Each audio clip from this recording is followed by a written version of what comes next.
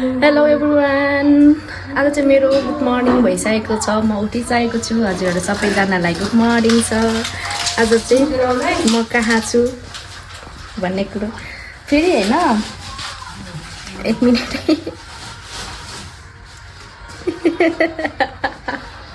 आज म कहाँ छु भन्ने कुरा हजुरहरूलाई देखाउँछु। मेरो चिया पनि आइसकेको छ। मेरो भाइले चिया बनाएर दिइसकेको छ ओछ्यानमै, ओछ्यान मतलब बेडमै। 1 मिनट म पहिला बाहिर निस्किन्छु ल, अनि म कहाँ छु भनेर आजको भ्यू चाहिँ हजुरहरूलाई देखाउँछु। वेट, मेरो बहिनी चाहिँ पूजा गर्नलाई पुरा सामानहरू ठिक पारेर राखिरहेको छु। यस्तो संस्कारी बहिनी भएपछि होइन कसलाई के चाहियो र।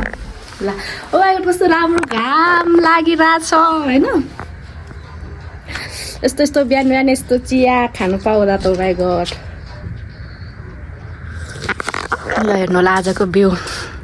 म चाहिँ यता छु। ओ माइ गड होइन कस्तो राम्रो छ। ल हेर्नु, बिहान बिहानै होइन यस्तो भ्यूको साथ मर्निङ सुरु हुनु भनेको त ओ माइ गड एकदमै धेरै राम्रो हो। किनकि अब म त उहाँ त रुमबाट बाइक कहीँ पनि निस्किदिनँ नि त। अहिले चाहिँ म मेरो आन्टीको घरमा छु, अनि रुममै बस्ने। अब यदि घुम्न निस्क्यो भने घुम्न निस्क्यो, नत्र भने कलेज जाने हो। त्यति मात्रै काम हो नि त मेरो। अनि घरभित्रैको घरभित्रै हो। अनि यहाँ त्यस्तो खुल्ला हावामा होइन आनन्दले ओ माइ गड यस्तो उसमा टक्क आनन्दले यो लिनलाई त क्या हुन्छ है। यस्तो जस नेचरको भरिपूर्ण फाइदा उठाउँछु म यहाँ आएपछि चाहिँ। एकदम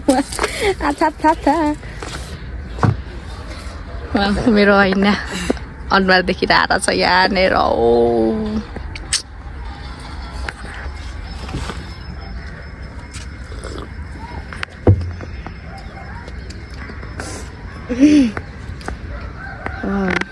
फेरि घर पनि लाउनु भएको छ आन्टीले, के हो त्यो साग सब्जीहरू पनि पुरै।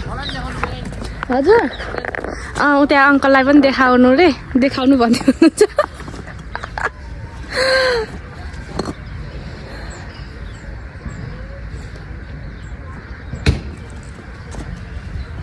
ओठ फुटेर कस्तो भइरहेछ कि।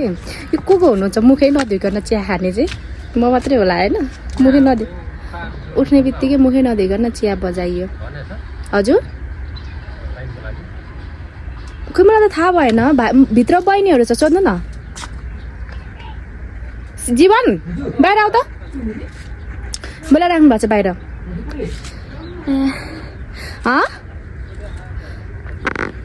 यहाँ जग्गाहरू नाप्न मान्छे आउनु भएको रहेछ क्यार कि, त्यही भएर त्यतिर एकदम फ्लोटिङ पनि छ नि त, के भन्छ त्यसलाई।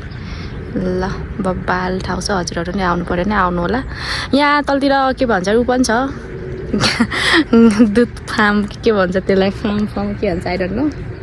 ओके अहिलेलाई यति। अब अलिक पछि ल म चिया इन्जोय गर्छु। हजुरहरू चाहिँ मेरो भिडियो हेरेर इन्जोय गर्दै गर्नुहोस्। के छ भाइ?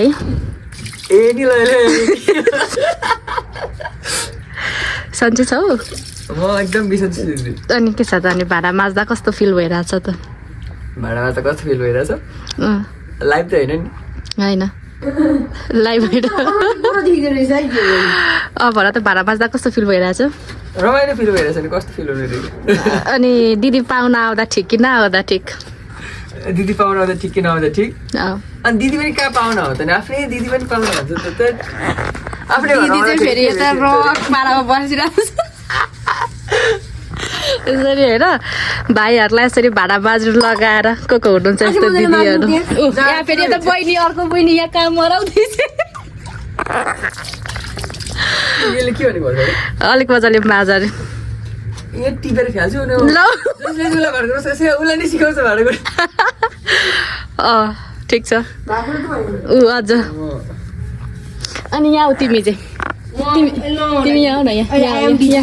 यहाँ आउँछु र एकछिन जस्ट एउटा क्वेसन मात्रै सोध्छु। देखिया छ छैन जीवन? छैन, शरीरमा त देखाएको छ, टाउको देखाएको छ। सीमा